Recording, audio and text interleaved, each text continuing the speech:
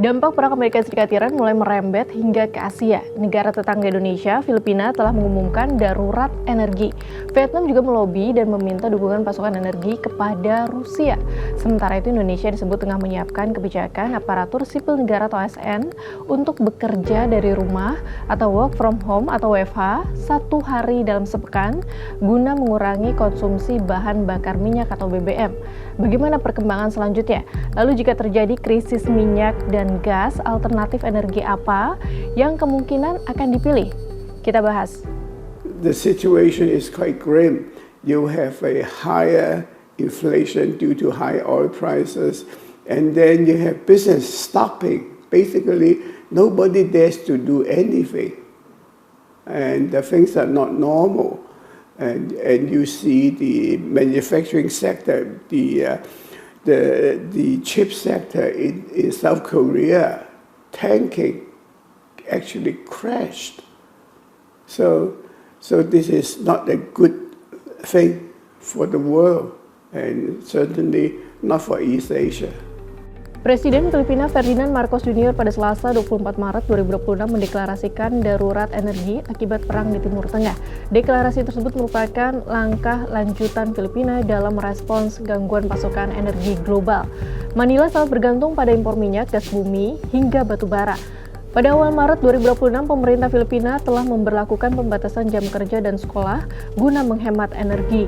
Namun ketidakpastian pasokan energi terus berlanjut seiring konflik yang belum mereda. Oleh karena itu, pemerintah menetapkan status darurat energi nasional hingga 2027. Sementara itu, Vietnam mencari dukungan energi ke Rusia. Perdana Menteri Vietnam Pham Minh Chinh melakukan kunjungan resmi ke Rusia pada Minggu 22 Maret 2026. Dalam kunjungan tersebut, Vietnam menandatangani sejumlah perjanjian penting di sektor energi, termasuk kerjasama minyak dan gas, serta pengembangan proyek pembangkit listrik tenaga nuklir. Berbeda dengan Filipina yang telah menetapkan darurat energi, pemerintah Indonesia merespons situasi ini dengan kembali mewacanakan kebijakan WFH bagi ASN seperti saat pandemi COVID-19. Menteri Sekretaris Negara Prasetyo Hadi menyebut kebijakan tersebut merespons arahan Presiden Prabowo Subianto terkait penghematan sebagaimana disampaikan dalam sidang Kabinet Paripurna di Istana Negara Jakarta pada 13 Maret 2026. Yang terus kita sampaikan bahwa insya Allah pasukan BBM tidak ada masalah, pasukan BBM aman, tetapi kita ingin menjadikan momentum ini bagian dari untuk kita mengkoreksi diri, memperbaiki diri, ya, mengefisienkan diri, dan mungkin dalam waktu dekat rumusan kebijakan itu akan kita finalkan dan kita sampaikan kepada masyarakat.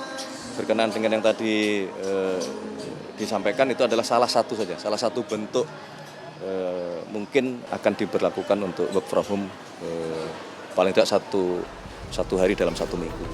Jika dicermati, banyak negara mulai beradaptasi di tengah krisis energi dengan mengurangi penggunaan BBM. Pertanyaan selanjutnya, sampai kapan langkah ini akan bertahan dan apakah mereka akan beralih ke sumber energi alternatif?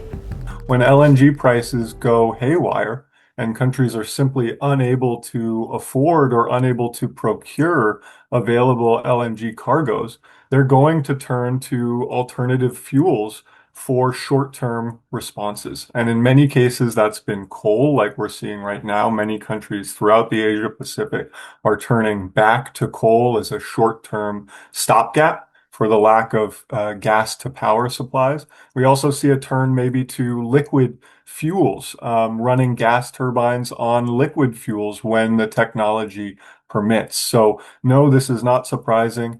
Countries are going to do whatever they need to do in order to prevent fuel shortages and power outages in the short term. Sahabat Kompas, apakah krisis energi akibat perang Iran-Amerika Serikat akan mengubah peta penggunaan energi yaitu minyak dan gas dunia? Mau digiring kemana arah energi dunia ke depan, dan apakah ini bakal membuka peluang penggunaan energi terbarukan?